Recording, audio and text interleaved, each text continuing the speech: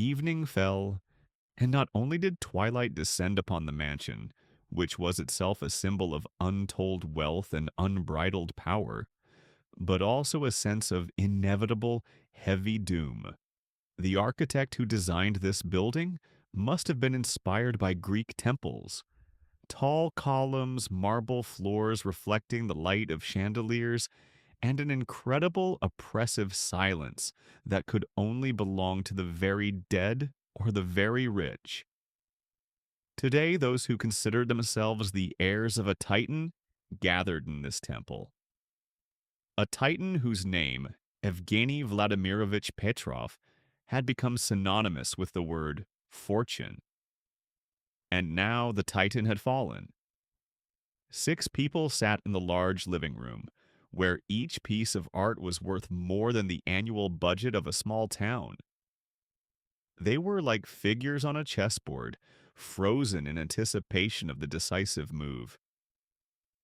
Pavel Ivanovitch, a notary and Evgeny Vladimirovich's longtime lawyer, was a man of the old school.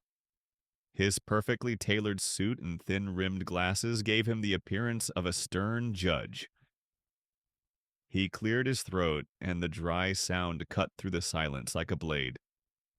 In his hands he held an envelope made of thick, cream-colored paper. It was not a will. It was a testament. Alexander, the eldest son, sat first. He was a carbon copy of his father in his youth, a strong jaw, a confident gaze, and an aura of superiority that he breathed like oxygen. Alexander already saw himself at the head of the corporation, mentally drafting his first orders. Next to him, in a cloud of expensive perfume and designer clothes, sat Marina, his wife, her face hidden behind huge black sunglasses. The camera on her phone, hidden in her bag, flashed imperceptibly with a red light, broadcasting this moment to her multi-million-dollar blog. She was not grieving, she was gathering content. Next sat Ilya, his nephew, a man who had always lived in the shadow of his great uncle. His hands nervously fiddled with his shirt cuffs. Ilya was intelligent, but he was always paralyzed by the thought that he was unworthy of Petrov.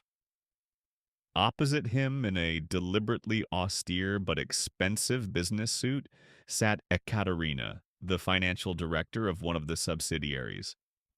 She was the only one who did not allow her emotions to show on her face. Only cold, analytical calculation could be seen in her eyes. And finally, Anna, an unexpected, almost foreign element in this brilliant mosaic. An illegitimate daughter whom Yevgeny Vladimirovich had recognized just a year ago. She sat quietly, almost blending in with the dark velvet of the chair.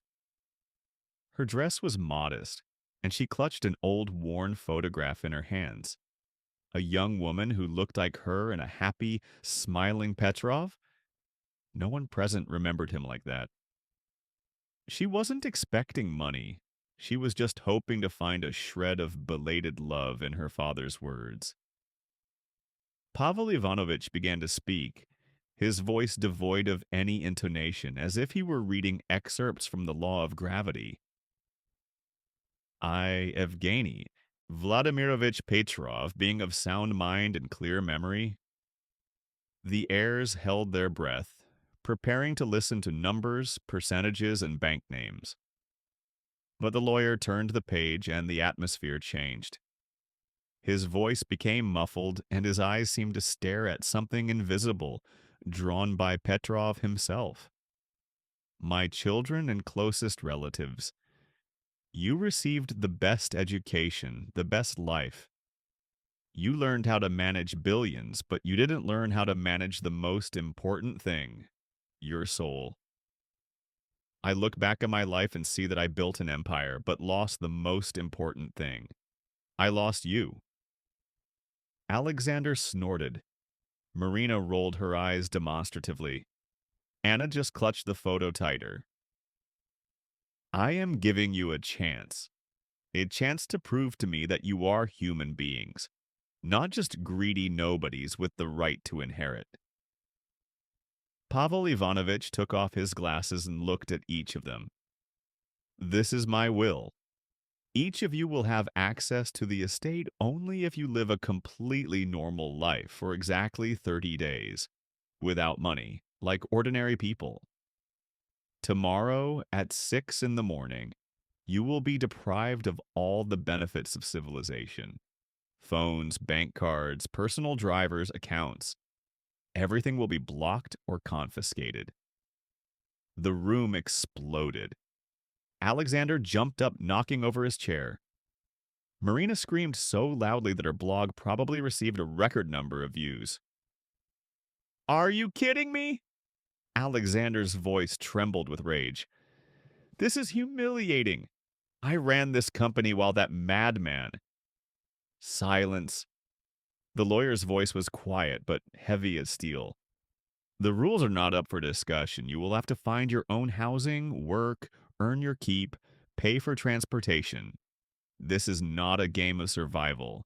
It is a test of humanity. The atmosphere was filled not with the smell of grief, but with the smell of panic mixed with frenzied protest. Ilya turned pale. Ekaterina crossed her arms, her analytical brain feverishly searching for a loophole. Pavel Ivanovitch raised his hand, cutting off a new wave of indignation. And that's not all. The one who shows true compassion, unclouded by humanity, and who shows that 30 days of this life have changed not only their bank account, but also their heart, will get everything, formally. But the essence is different. Your father believed that money is a tool, and he wanted this tool to fall into the hands of a person who remembers what it means to be a simple person. Anna looked up. For the first time that evening, she felt not pain, but a strange, quiet hope. Perhaps her father, in dying, had tried for the first time in his life to become human. The lawyer closed the folder and added, You have until morning to say goodbye to your past life. Tomorrow you start from scratch, like ordinary people. He left, leaving 6 heirs in the room, who instantly transformed from masters of their own lives into outcasts standing on the threshold of the unknown. They were about to learn what life without luxury was like, and what life without a mask was like. The shock caused by the will quickly gave way to rage, and rage to pure, unadulterated contempt. For these people whose lives had been paved with gold and comforts, the idea of living like a beggar was not just humiliation, it was a desecration of their very essence. They were aristocrats of the financial world, and now they were being forced to crawl in the dirt. Alexander did not calm down. He paced the living room, his shadow cast by the chandelier seeming grotesquely distorted. His cry echoed off the marble walls like the reverberation of impotent rage. This is madness. Pure, unprovoked madness. He grabbed an empty glass and squeezed it so hard that the glass cracked. I managed assets worth more than the GDP of a small country. I made deals that provided thousands of jobs. And now I have to mop floors or carry bags? For what? To prove to this old fool that I'm a human being? He turned to Ekaterina, the only one who remained visibly calm. Ekaterina, as CFO, you must understand, this is illegal. A violation of rights. We will go to court. We will challenge every letter of this idiotic document. Ekaterina, without batting an eye, adjusted the stiff collar of her blouse. Alexander, I checked. Pavel Ivanovitch is the best in his field, and he has undoubtedly worked on the legal perfection of this document for months. The only condition for receiving the inheritance is fulfilling the will. Any attempt to challenge it in court during the trial period will be considered a violation of the rules. You will receive nothing. Her cold, logical tone only inflamed Alexander further. So you agree? You agree to become a garbage collector to get this money? I agree to the conditions that lead to the goal, replied Ekaterina. There was no passion in her voice, only mathematics. 30 days of humiliation for billions. Pure profit. Think of it as a very long and unpleasant business trip. Nearby, Marina finally took off her glasses. Her eyes, teary and red from the public humiliation she had suffered, nevertheless glowed with a feverish idea. She wasn't crying out of grief or fear, she was crying out of the realization of what a grand piece of content this could be. Alexander, you don't understand. This isn't humiliation, it's a challenge. Her voice rose to a hysterical but inspired tone. It's a reality show. The billionaire's heirs have become homeless. Just imagine the views. I'll stream our every move. I'll call it 30 Days from Zero, Legacy Under Camera. It'll be the PR stunt of the century. She quickly typed a message using her last moment of access to her phone, and her lips stretched into a predatory smile. Marina didn't see herself as poor, but as a star who had voluntarily descended from Olympus for the sake of hype. She wasn't even going to pretend. Her simple life was supposed to be a theatrical performance where she was the main character surrounded by a crowd of envious people and fans. Her husband, Ilya, seemed to shrink in his chair to the size of a small, insignificant lump. He couldn't understand Alexander's rage or Marina's cynicism. Ilya had always lived with the sense of guilt for who he was. Wealth did not bring him happiness, but only reinforced his complexes. But what about dignity? How are we going to work? He muttered, addressing himself rather than them. All I know how to do is analyze markets. I don't know how to live without a card in my pocket. Ilya wasn't afraid of hard work. He was afraid of his complete ignorance of real life. He was a man whom wealth had sterilized of any practical skills. In this chaos of arrogance, calculation, and fear, Anna sat like a rock. She was silent. Her gaze was fixed on the photograph. In it, her father looked genuinely happy, his arm around her mother. It was a photo from a past life that Yevgeny Vladimirovich had long since buried under a pile of his gold bars. Anna did not know what it was like to be rich. A year ago, when her father found her, she was a student, working nights in a coffee shop to pay for her studies. She had seen these marble floors and chandeliers only 12 times. And each time she felt like she was in a museum where she didn't even have the right to breathe. So the terms of the will didn't scare her. On the contrary, they seemed familiar to her. She was already living like a simple person. When Alexander finally noticed her silence, his contempt shifted to her. Why are you silent? He moved closer, towering over her. Are you happy? What about you? You've been poor your whole life. For you, this is just a return to normal.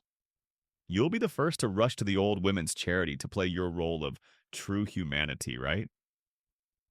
Anna slowly raised her eyes. There was no anger or resentment in them, only a deep, almost cosmic sadness. My father left me nothing but this photograph, and I'm not here for the money. I'm here to understand why he decided to end his life this way, and why he wrote these particular words.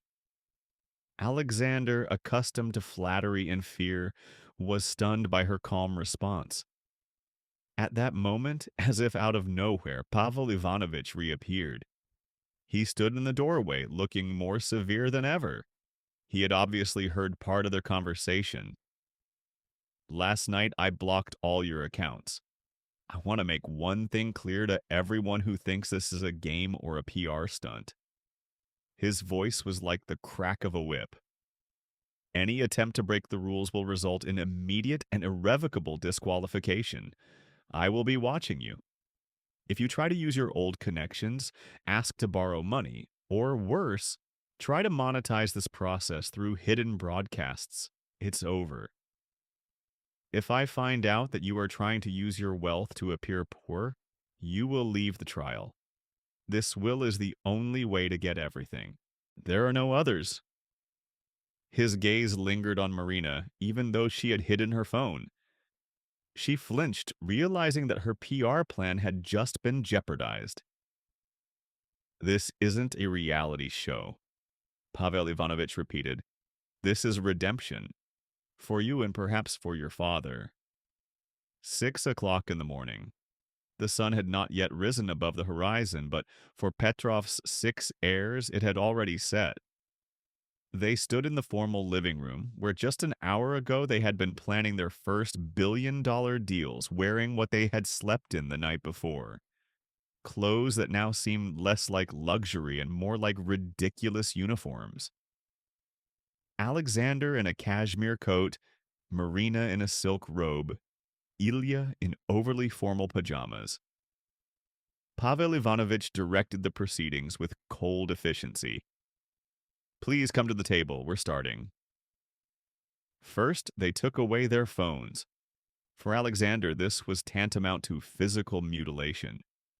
His phone was an extension of his arm, his power, his mind. I must be able to contact no one, Alexander. You don't exist in this world for the next 30 days. The lawyer cut him off. Then they confiscated all wallets and bags. Cards, gold business cards, expensive watches. Everything was placed in a metal case which was immediately locked. When Marina's small Birkin clutch was taken away, she let out a sound like the moan of a wounded animal. I'll keep your driver's licenses and passports. You won't be able to leave the city or use any form of transportation that requires identification, Pavel Ivanovitch explained. All you have left is what you're wearing. Anna handed him an old photograph. Can I keep this? For the first time that evening, the lawyer nodded slightly. It's personal, leave it. The only concession he made was that each person was allowed to take one bag with the bare essentials, and that bag could not contain anything of value except clothing and personal hygiene items. And of course, no cash. Half an hour later, they found themselves in a black, inconspicuous minibus. They sat in the back seat, crammed together like passengers on a regular bus. The expensive fabrics of their clothes rubbed against the cheap upholstery, and even this minor physical discomfort felt like a betrayal. Alexander looked out the window at the streets rushing by, at the people rushing to work. They seemed to him like ants engaged in meaningless movement. Where is he taking us? He hissed through clenched teeth. To some hotel? No one answered. They drove for a long time, leaving the luxurious center behind, passing business districts and neat residential areas, until the landscape became gloomy and dreary. Factory chimneys, gray, dilapidated panel buildings, and air that seemed to smell like a mixture of old dust and exhaust fumes. The minibus stopped on a street whose name they couldn't even make out. It was lined with broken trash cans and old rusty garages. We're here, address 15, Zavodskaya Street, apartment 6, announced the driver, a man with an indifferent expression. He unloaded their bags onto the sidewalk. Goodbye. You'll be picked up from here in 30 days. They stood in the middle of this dreary landscape, 6 bewildered heirs staring in shock at their new home. It was an old pre-revolutionary building with peel-in plaster and dirty windows. Apartment 6 turned out to be a communal flat. The smell of dampness, old food, and cheap tobacco hit them in the face like a physical blow as soon as they crossed the threshold. A long, dark corridor led to 6 doors, each of which concealed the same squalor. Their accommodation turned out to be 2 adjoining rooms, broken furniture with springs sticking out, wallpaper yellowed with age peeling off the walls. In the shared kitchen, dirty and cluttered, stood an old humming refrigerator and a stove that was scary to look at. Their first night was a complete immersion into a new hell. Marina couldn't hold back her sobs. She collapsed onto the hard, worn-out bed and began to cry. But these were not quiet tears. They were loud, hysterical cries. I can't stay here. It smells of death and poverty. My hair, my clothes, they'll all be saturated with this smell. No one will see me like this. I can't. I can't. Her despair was genuine, but it was caused not by deprivation, but by the violation of her aesthetic and public comfort. She was not afraid of hunger. She was afraid of losing her followers. Alexander, on the contrary, did not cry. He flew into a rage. He began to pace from corner to corner, his footsteps shaking the rickety floor. He grabbed an old nightstand standing in the corner and threw it against the wall with all his might. The nightstand fell apart with a crash. That old geezer, he humiliates me. He thinks we're not worthy of his money. Quiet, Alexander! Ekaterina, the only one who was trying to remain sane, shouted at him. This is a communal apartment. They'll hear us. So what? Let them hear? I'll call the police. I'll tell them we're being held here against our will.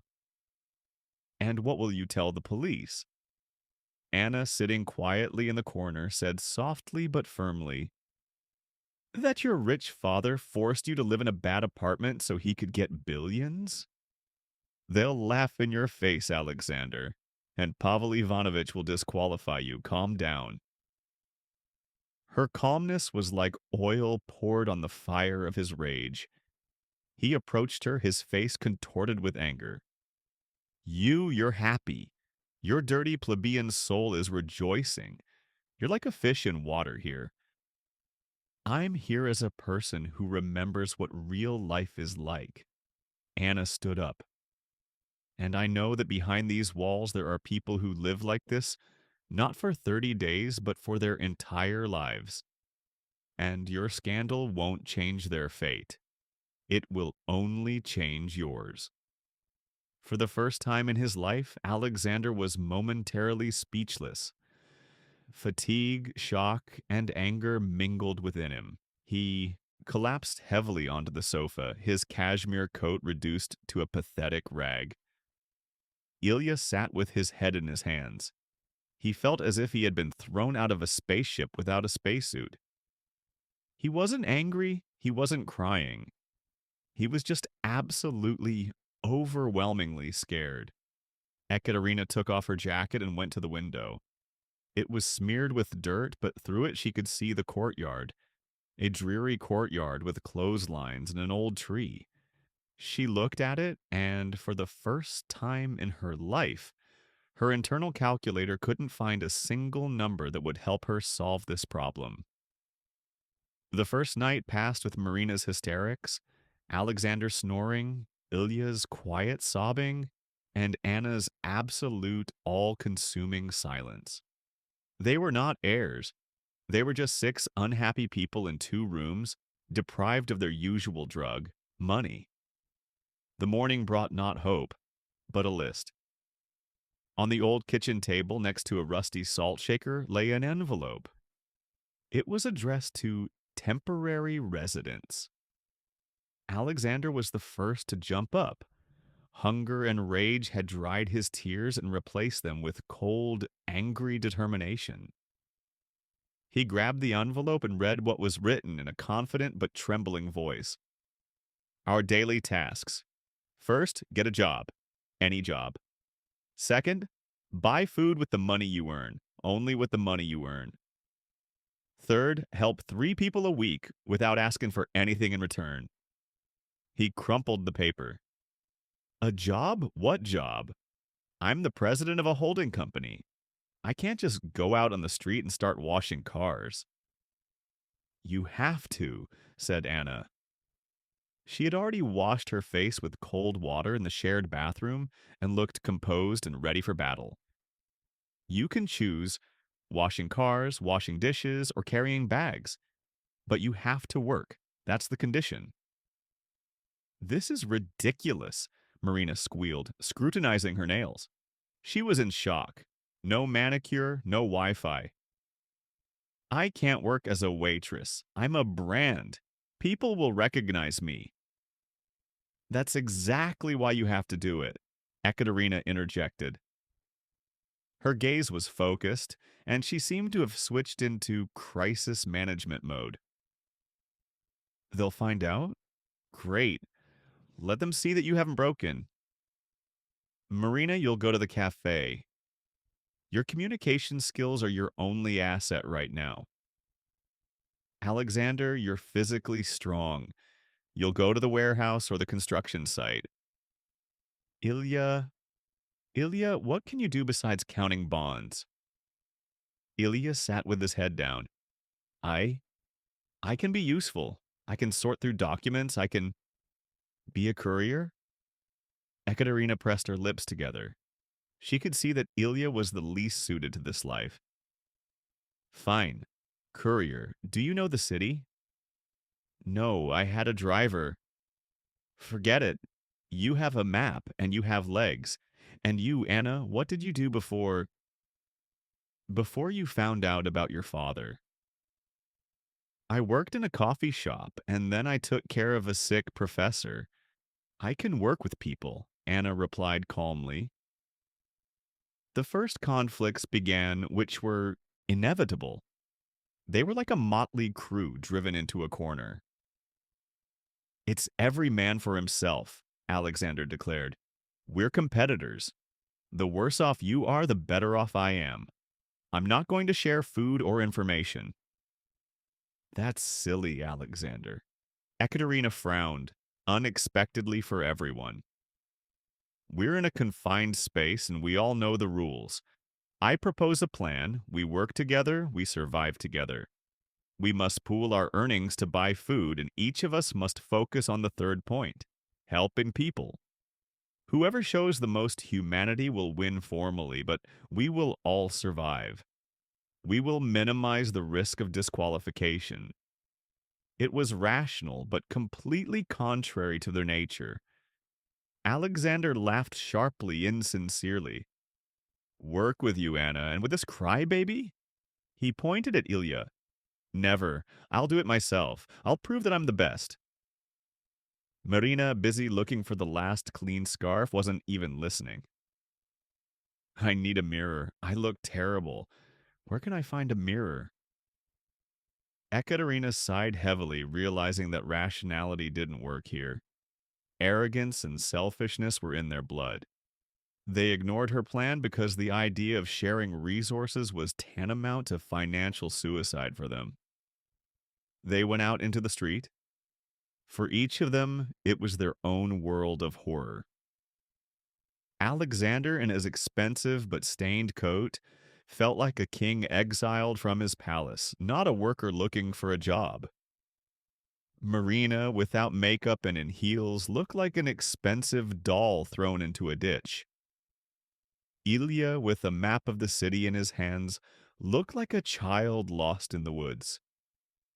Only Anna, seeing the sign "Caregiver Wanted" on the corner, calmly headed in the indicated direction. Left alone, Ekaterina realized she couldn't rely on them. She had to become their secret support, their invisible coordinator. She knew that Alexander and Marina didn't have enough brains or discipline.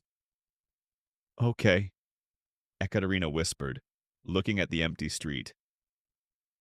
It's every man for himself, but I will survive, and I will get that money, and I will prove that my intelligence is worth more than their pedigree.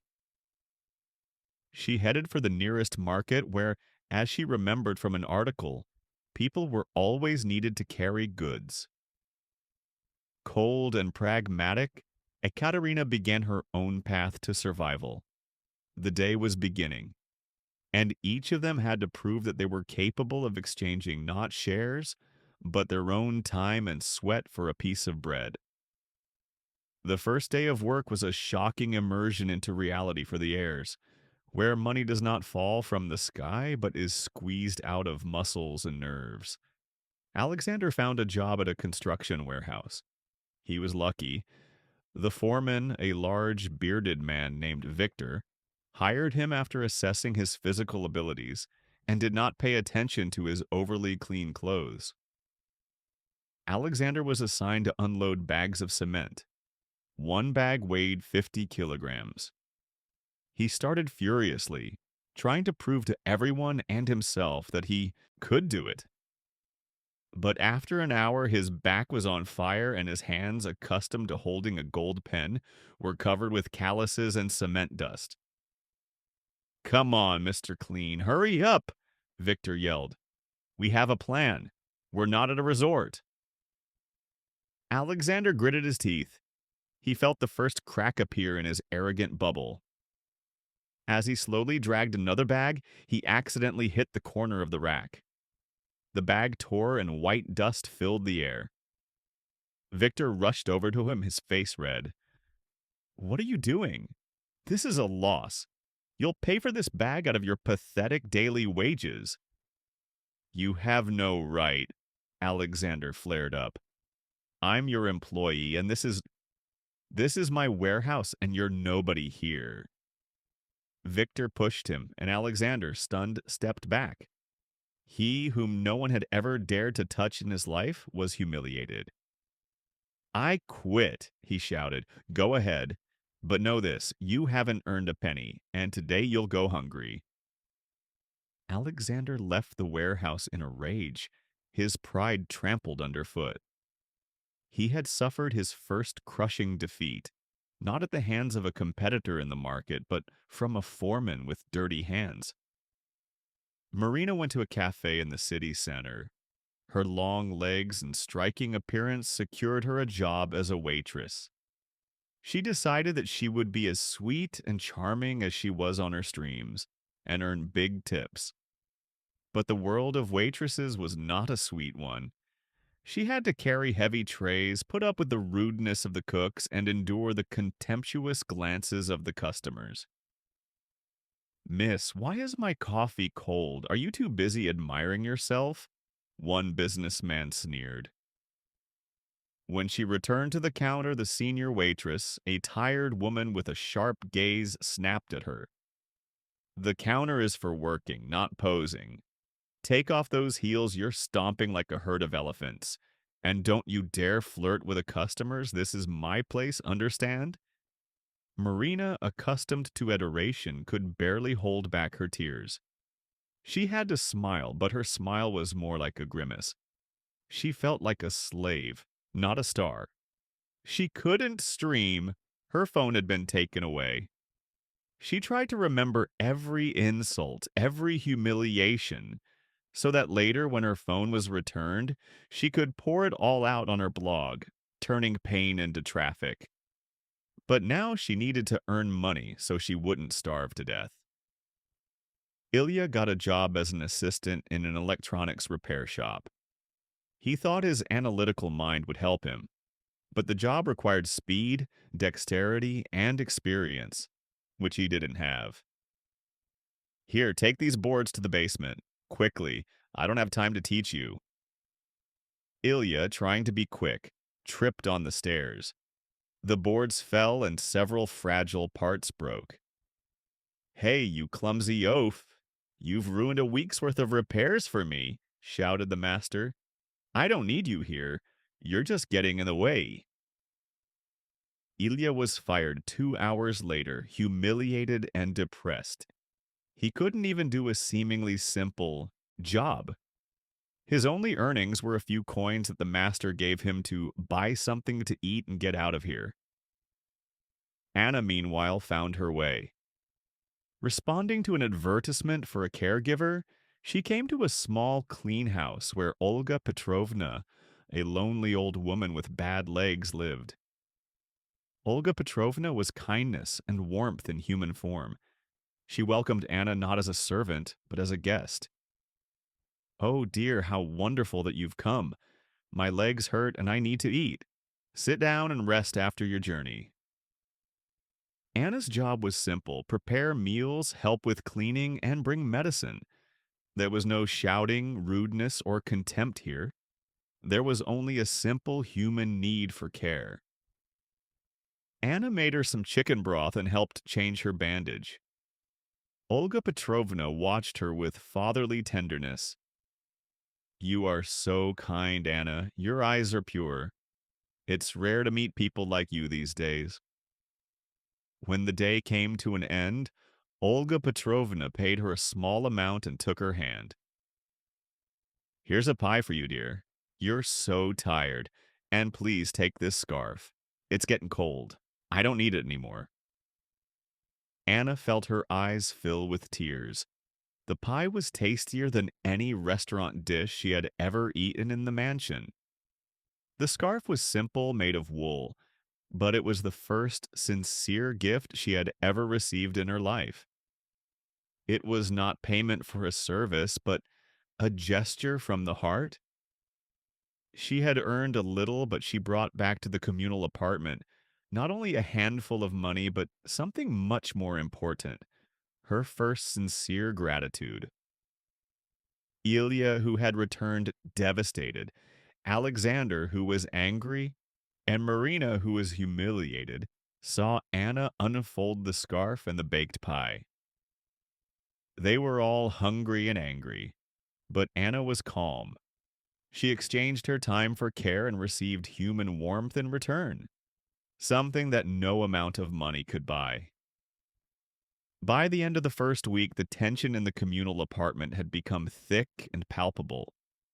They lived in poverty, and every ruble they earned was soaked in sweat and resentment.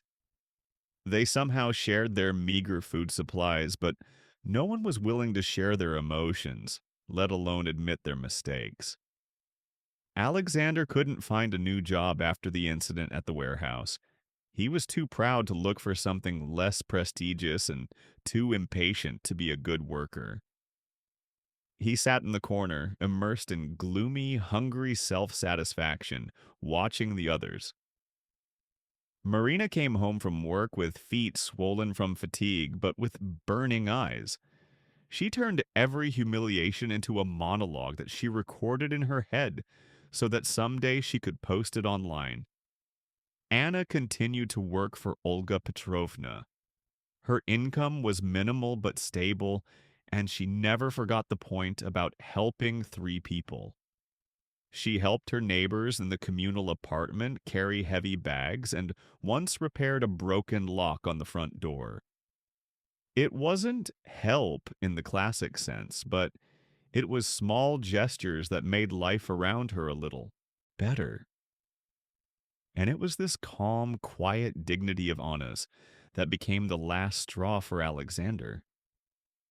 He couldn't stand her composure. She was a living reproach to his own weakness.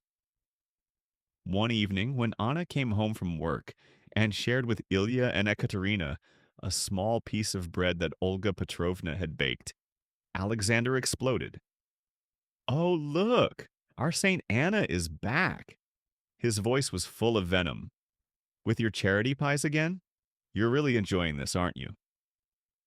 Ilya and Ekaterina looked up. "What are you talking about, Alexander?" Ilya asked. "I'm talking about hypocrisy," Alexander shouted, jumping to his feet. "She's not a person. She's an actress. She knows what the will says about true humanity, and she's just playing a role to get everything. She takes care of the old woman, gives crumbs to the neighbors. It's all an act, Anna. Do you want to prove that you're worth more than us just because you didn't have money before?" He moved close to her, his breathing heavy. "Tell me the truth. You're only here for the money, but you're smarter than us. and you've decided to play by your father's rules until the very end. You're pretending to be kind. Anna didn't flinch. She looked at him as if she were looking through him, at something very far away. Yes, Alexander. Her voice was quiet but clear. I want to get the inheritance, but not for myself. My mother died because we didn't have money for medicine. I want this money to go where it will save someone's mother. And if I have to be kind to do that, I'll be kind. And you? What are you doing besides shouting and demanding what's yours? At that moment, when Alexander was about to strike back, Ekaterina stood between them. She, always cold and calculating, unexpectedly showed emotion, anger. Enough, Alexander. She raised her voice for the first time. I've seen your life.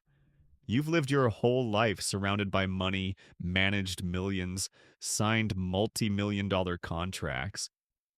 But you don't remember a single day with your father. Her words were a blow, precisely calculated and delivered to the most painful place. You came here to get his company, but you didn't even come to his 60th birthday because you had an important deal. Anna didn't know him for most of her life, but she holds an old photograph in her hands, and you hold an empty bank account. You You have no right to judge, Alexander gasped. I do, Catherine snapped.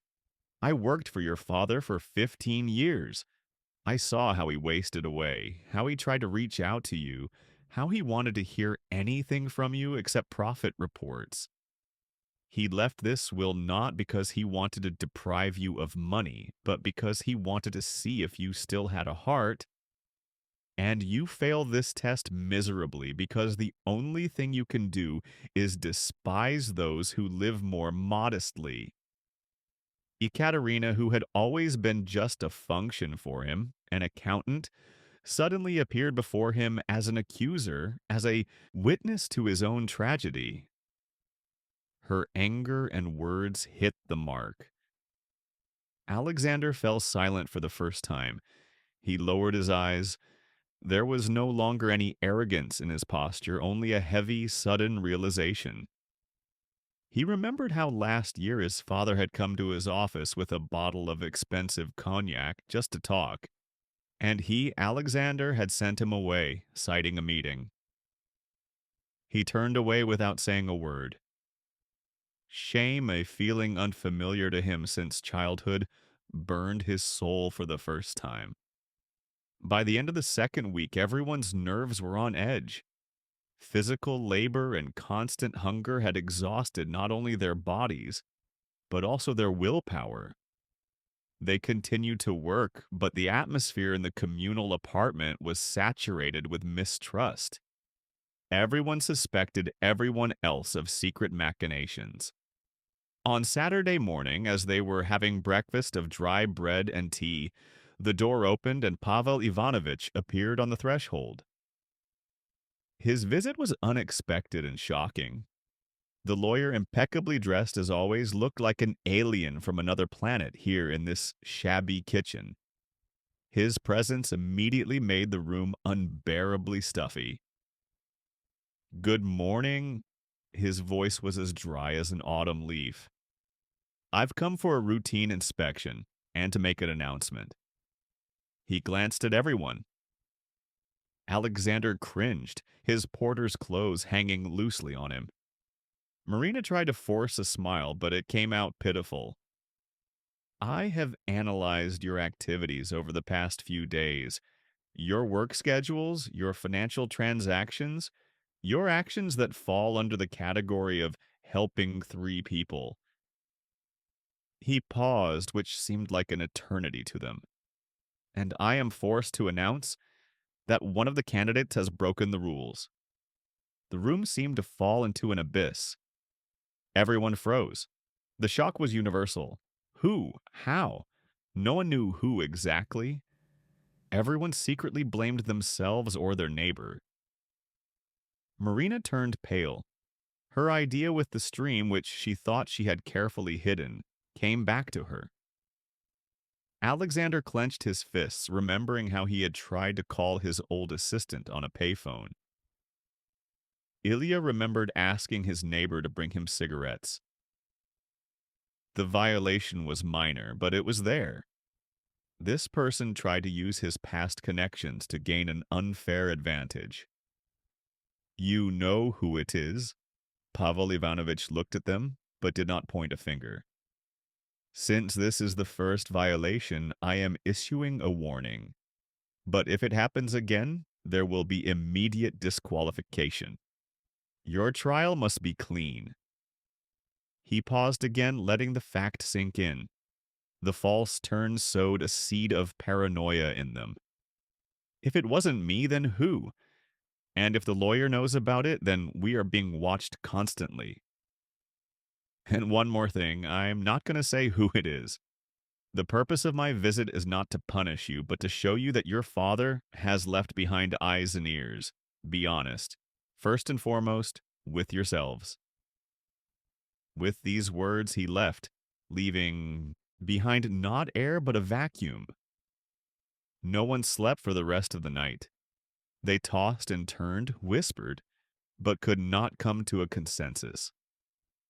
Marina, driven to the brink by fear of disqualification and a complete lack of attention in the real world, decided to take a risk. Late at night, when everyone seemed to be asleep, she sneaked into the common corridor. Her heart was pounding like a hunted rabbit. She knew that her neighbor, an old alcoholic, had an old push-button phone. She had given him one of her expensive bracelets in advance, in exchange for the opportunity to make one call. She dialed her best friend's number, hoping he could pass on her message, post it, or at least transfer money to her account through a third party.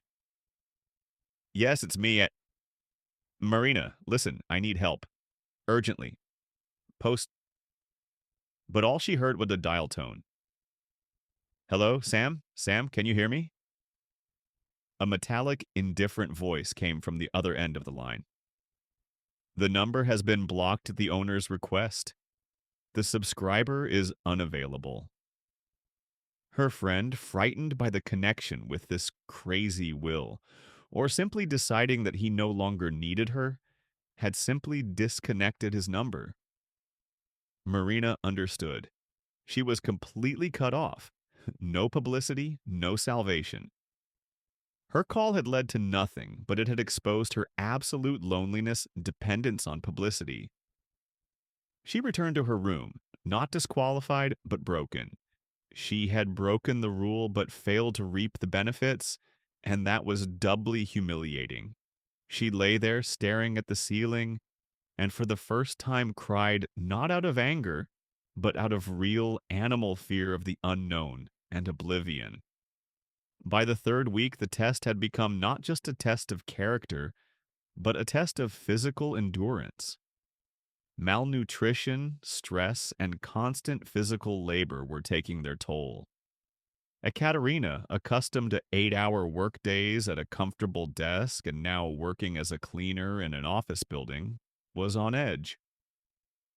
Her body, trained only in gyms, was failing.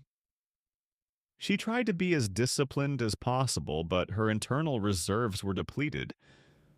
One evening, returning from work, she tried to cook some cereal left in the refrigerator. She stood at the stove, her hands shaking.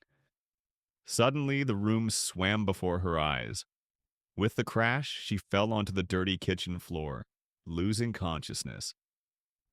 Her fall attracted the attention of the others. Alexander was the first to rush to her. He lifted her head, his eyes wide with horror. He had seen death in reports, but he had never seen it so close. Anna immediately took control. Cold water, quickly! She applied a cold towel to her forehead. When Ekaterina came to a little, she was pale and weak. I'm just tired, she whispered. No, you're exhausted, Anna said firmly. You're eating too little and working too much. And you have a fever, you need medicine. Anna spent the entire night by Ekaterina's side. She brought her warm water, wiped her down, and monitored her temperature. Anna, who was the nurse, knew how to help. She lay awake, oblivious to her own fatigue and hunger. Alexander sat in the corner, feeling utterly useless. He could buy an entire hospital, but he couldn't even help the woman lying on the floor. His helplessness was humiliating. The next morning, Ekaterina was slightly better, but she still needed medicine, and they didn't even have a fever reducer. I don't have the money, Ilya muttered. Neither do I, Alexander said, hanging his head. Marina, sitting to the side, watched what was happening. All her life, she'd been selfish, focused only on herself, her appearance, and her popularity. But the sight of pale, weak Ekaterina, this iron lady who had always despised Marina for her superficiality, changed something in her. And the quiet and selfless way Anna cared for her came as a shock to Marina. She, Marina, had sat up all night, wondering how to restore her views, but now the thought seemed empty and pitiful. Marina, without a word, stood up and left. She went to her job at the cafe. She worked until evening, trying not to think about food or the pain in her legs. When she was given her pay for the day, just a few bills, she took them and headed not to the store for food for herself, but to the nearest pharmacy. She bought the most essential medications: fever reducers, vitamins, painkillers. This was her last money, which she planned to spend on new, albeit cheap, cosmetics. When she returned to the communal apartment, Anna, seeing her with a bag, looked up in surprise. Marina, you. Marina, covered in dirt and fatigue, simply threw the bag on the bed. Here, so she doesn't die. We need her. She's the only one who knows how this business works. She tried to sound cynical, but her voice wavered. It was the first act of kindness in her life that wasn't on camera. She received no likes, no subscribers, not even a simple thank you. But for the first time in her life, Marina felt something other than emptiness. She felt human. Ekaterina, hearing this, opened her eyes. She didn't say thank you. She simply looked at Marina, and a flicker of respect flashed in her usually icy gaze. Anna smiled. She realized that her father's will had begun to take effect.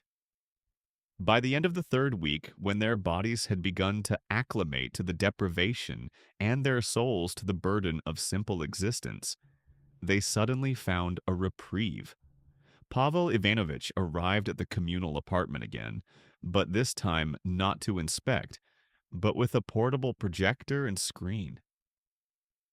Your father, he was no fool. He knew that to reach your hearts it takes more than hunger and fear. He left this for you. It was to be shown only at the moment when your physical exhaustion was at its peak and your will at its limit. He set up the projector and pressed a button. The six heirs, standing in a dusty, damp-smelling room, watched the screen, which lit up with a bright light. Evgeny Vladimirovich Petrov appeared on the screen. He was not wearing a suit, but a simple sweater, sitting in a chair, against the backdrop of what was likely his private office, but he looked surprisingly gentle, almost vulnerable. It wasn't the Titan they knew, just a tired, elderly man.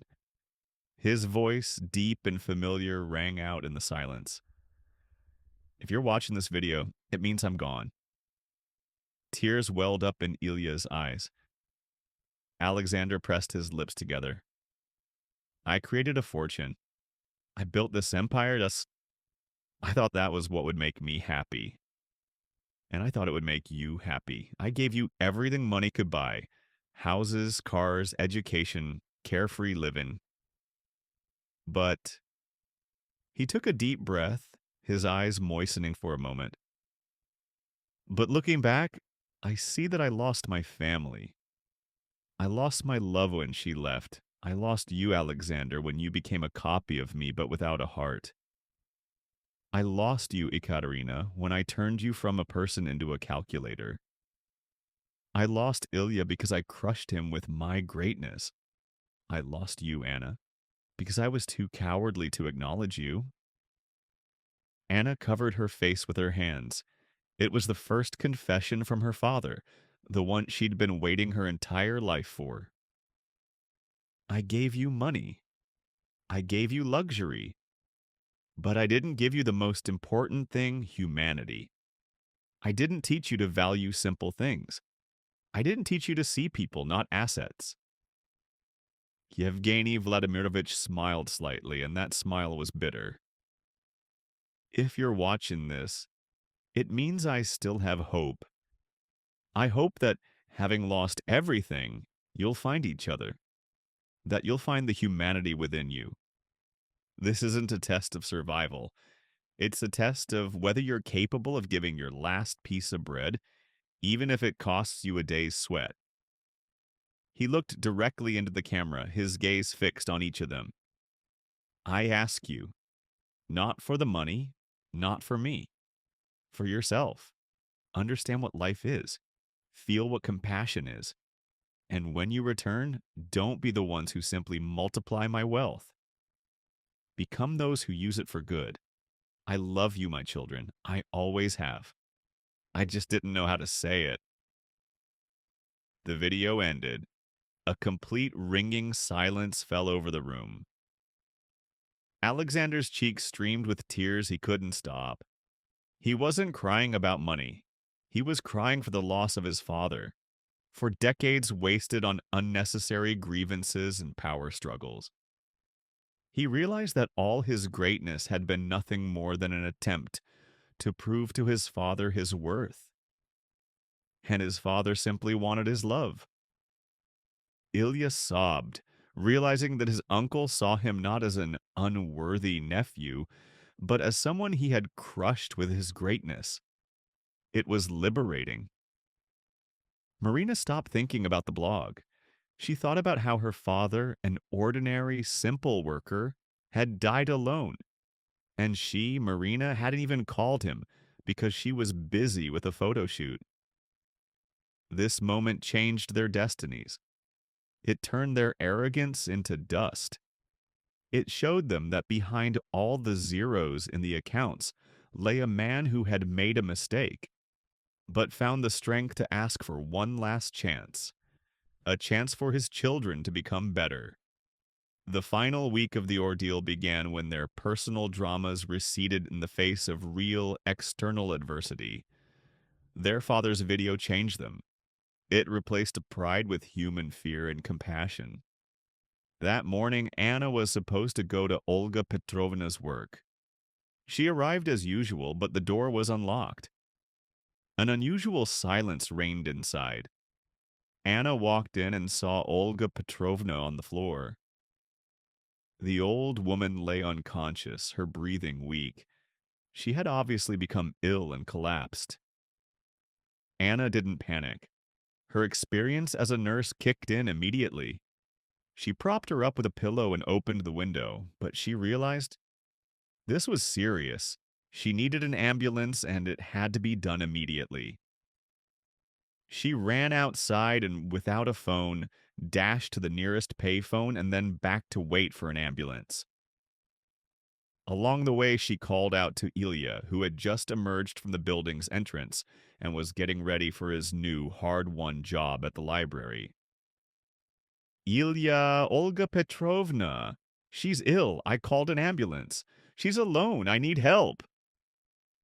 Ilya, who had spent his entire life avoiding responsibility, didn't hesitate. Forgetting about work, about the possibility of being fired, he rushed to the old woman's house. They waited together for the ambulance, but it was late. Olga Petrovna's breathing grew heavier. Ilya, we need to do something. We can't wait. What? We don't have a car. We don't have money. What can we do? At that moment, Alexander, on his way to work as a laborer, passed by them. He heard their cries and saw Ilya's pale face and Anna's desperate gaze.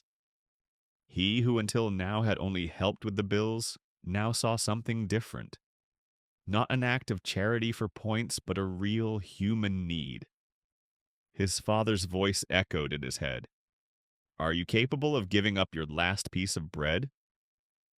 Alexander, without thinking, dropped his backpack. What happened? Olga Petrovna, she's unconscious. The ambulance is taking too long. To hell with the ambulance. Alexander's instincts for leadership awoke, but now they were focused on saving her. I have a plan. Ilya, you're the fastest. Run to the pharmacy around the corner and ask them for some smelling salts. Tell them it's for a dying woman. If they don't give it to you, hide, I'll pay. Anna, you go with her. Keep her conscious, talk to her. Alexander, meanwhile, ran out onto the road. He stopped the first car that came, standing right in its path. Please, the woman is dying. I need your car for 5 minutes. I'll pay you when I get back. The driver, seeing his desperate look, was initially indignant, but then softened. Alexander, wasting no time, pushed Olga Petrovna, whom he, Ilya, and Anna had quickly carried out of the apartment, into the back seat, and, telling the driver to go to the nearest hospital, sat down next to her. Anna and Ilya quit their jobs, jeopardizing their earnings and possibly their participation in the trial. For the first time, Alexander helped without being paid. He wasn't thinking about disqualification. He only thought that this was an elderly woman who had been kind to Anna and needed help. At the hospital, after several hours of waiting, they were told that Olga Petrovna had been stabilized. They returned to the communal apartment late that night, dirty, tired, but with an incredible feeling of lightness. Marina and Ekaterina were waiting for them. Are you crazy? Ekaterina exclaimed. You missed a day of work. That's a minus on your grade. I don't care about your grade, Alexander said quietly.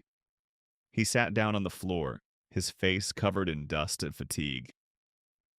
We saved her. And that's worth more than everything my father left. Ekaterina looked at him, and for the first time in her life, her calculator showed that human life was more important than any fortune. She realized that on this day, the three of them had fulfilled the most important condition of the will, without even trying to get a reward for it.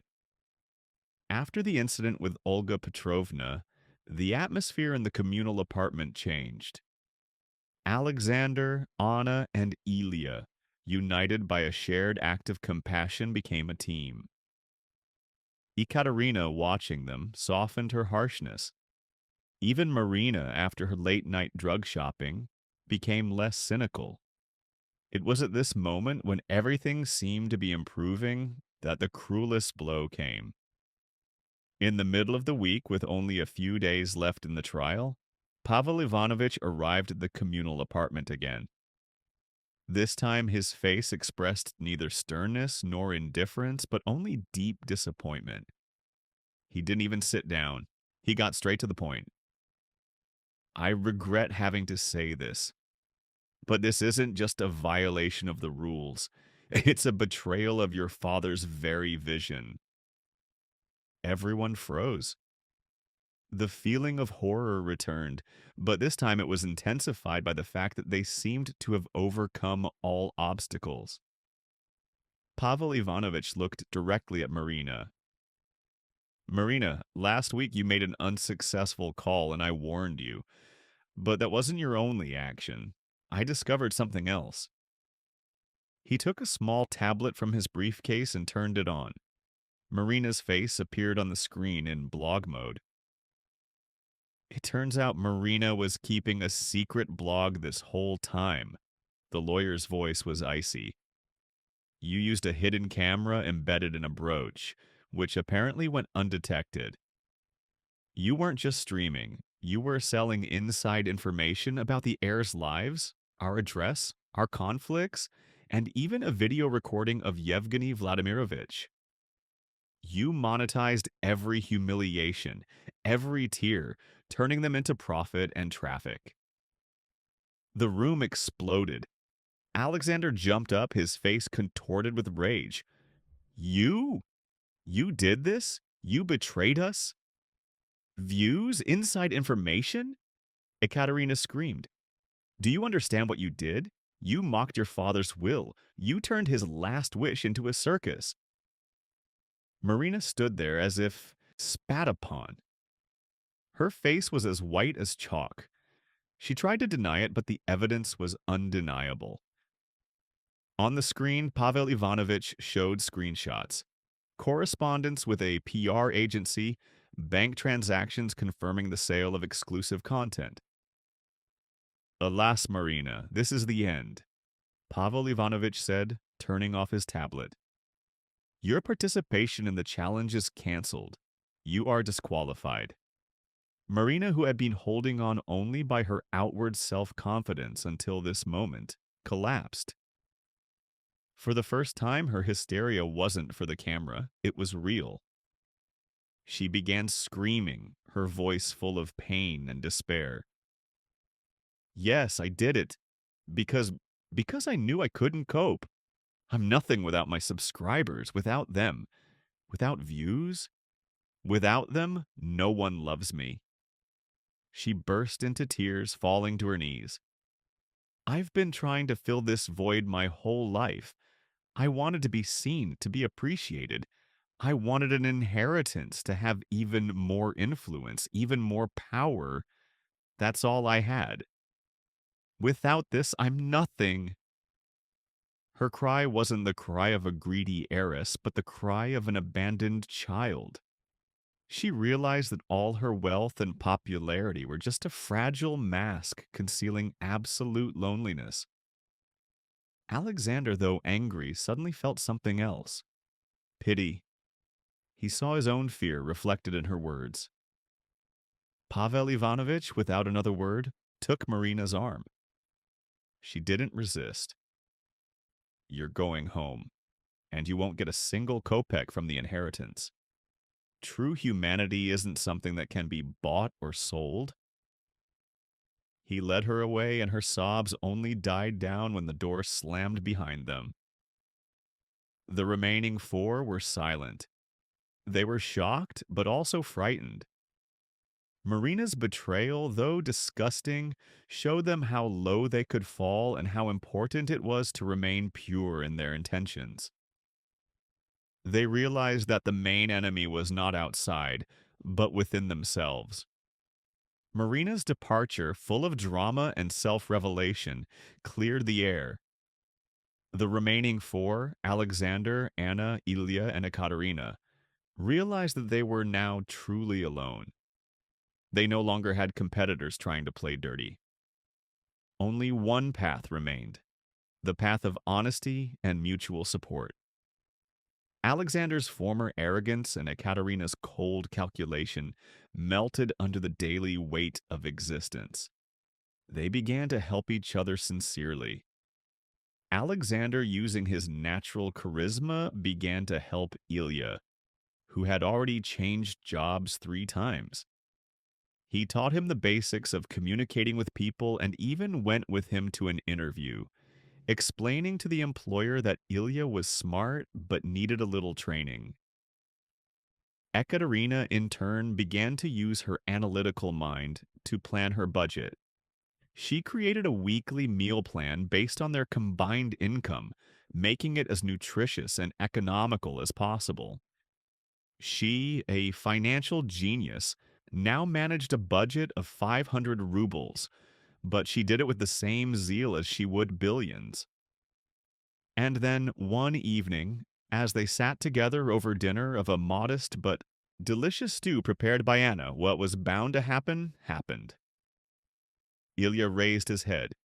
He looked tired, but for the first time in his life, calm. Alexander, he began, his voice trembling, I want to apologize. Alexander, taken aback, put down his spoon. For what? For everything. Because I've always envied you. Ilya looked at him. I envied your confidence, your strength, the fact that you're the heir. I thought that if I inherited, I'd become like you, strong. But this test showed me that your strength is merely your appearance, and that my weakness isn't a vice, but simply ignorance of life. Alexander, touched by his sincerity, nodded. I envied you too, Ilya. Alexander admitted quietly. You've been closer to your father lately.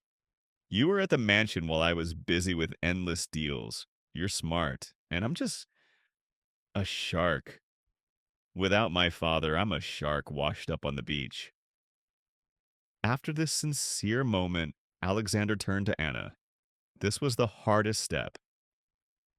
Anna, his voice was muffled. I want to apologize for everything I said to you, for calling you a hypocrite, for despising your life. You you turned out to be the most honest of us, and you're the only one who knows what it means to be human. You're the only one who understands why Father left that will.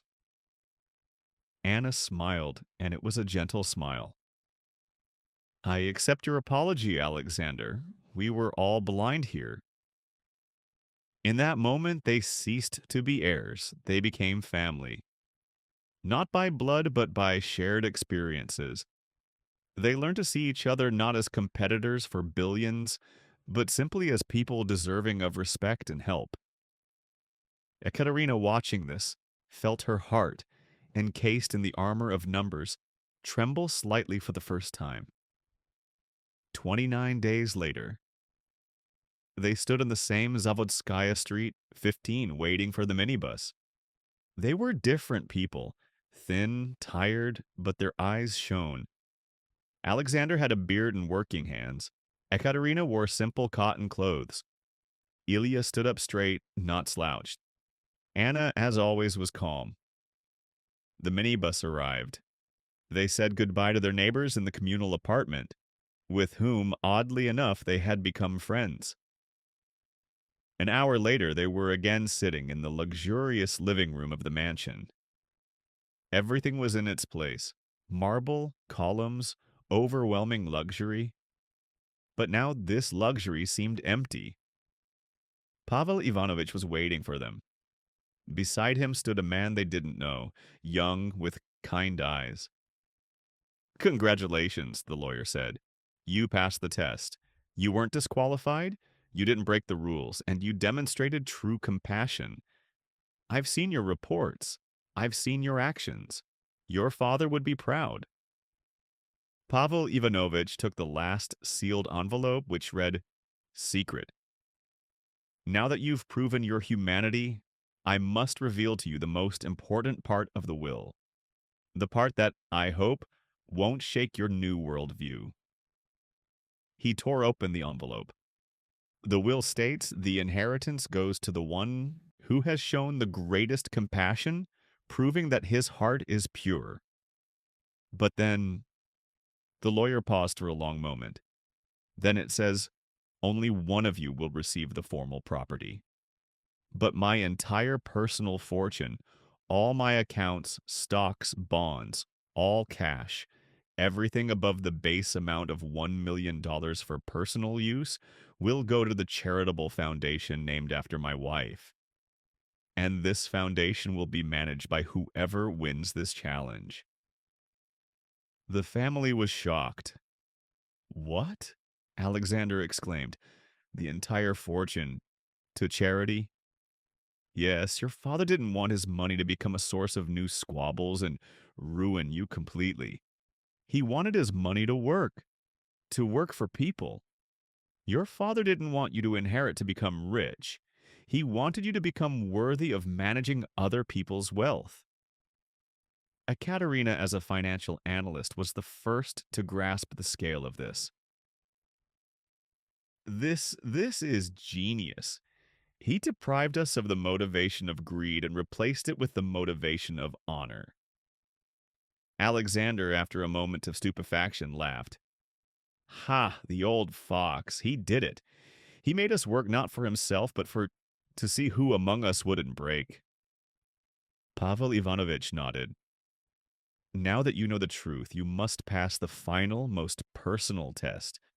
Tomorrow, the winner will be announced. But before that, he pointed to the young man standing nearby. This is Maxim. He is your father's secretary who helped me keep an eye on you. He saw everything, and he will confirm who showed the purest, most selfless compassion. But before that, there is one final demand from Yevgeny Vladimirovich. Not for money, but for the truth. The last morning, the tension was incredible. But it was not the tension of anticipating wealth, but the tension of awaiting a verdict on their own souls. They were gathered in a smaller, more comfortable office, where Yevgeny Vladimirovich often worked. Pavel Ivanovitch handed them blank sheets of paper and pens. Here is your final test. Your father always said that a letter is a reflection of the soul. He asked that before the winner was announced. Each of you write him a letter. Not as a billionaire, but as a father. Not for money, but for the truth. Write about what you've learned over these 30 days. What has changed in your heart? What you want to tell him now that you know the true secret of his will? It was cruel. They were forced not just to participate, but to understand. Alexander picked up the pen. His hand, accustomed to signing multi-million-dollar contracts, trembled. He began to write. Dear Father, I don't know how to begin. I thought I was your company. You were right. I was empty. Your punishment, your trial, saved me. I worked for the first time. I felt shame for the first time. I felt relief for the first time when we saved that old lady. I'm sorry I wasted so many years on deals and not with you. Forgive me, your son. He didn't write about money. He wrote about pain and forgiveness. Tears fell onto the paper. Ekaterina wrote with analytical precision, but there was an unprecedented warmth in her words. Evgeny Vladimirovich, you were my best teacher. I thought life was pure calculation, but Anna, Ilya, and even Marina showed me that the human factor is not a risk, but the main value. Your decision about the fund is the only right one. I am ready to manage it. Not as a director, but as a person who now understands what true duty is. Ilya wrote the most emotional letter. Uncle Zhenya, thank you. You were always too big for me. I envied Sasha. I was afraid of you. But these 30 days have taught me that my fear was my own laziness. I found a job I love at the library. I help people find books, not just count money. I'm not afraid anymore. I know you would be happy. Anna wrote more slowly than anyone else. She wasn't writing about money. She was writing about a photograph. Dad, I'm holding a photo of you and Mom. She loved you. I don't know why you weren't with us, but now I understand that you were a hostage to your wealth. You left us not money, but a chance for a family. And I accepted it. Thank you for letting me feel like your daughter when you were dying. That's more precious than anything. When they finished, there was silence. For the first time in their lives, each of them bared their souls to their father, who was no longer with them. It was a cleansing, a confession that set them free. Pavel Ivanovitch collected the letters. He didn't read them, he simply nodded. Your letters will be entrusted to me for safekeeping.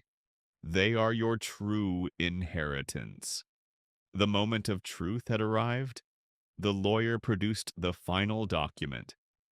According to the will of Yevgeny Vladimirovich, the winner and formal heir to the entire estate, and, more importantly, the manager of the charitable foundation, is Anna Petrovna.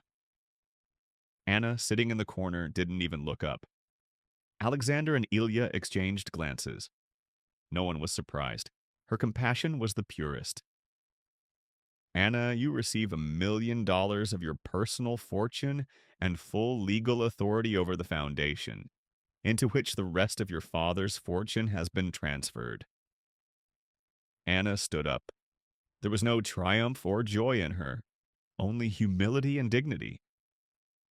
She approached Pavel Ivanovitch and, to the utter amazement of everyone present, took the piece of paper.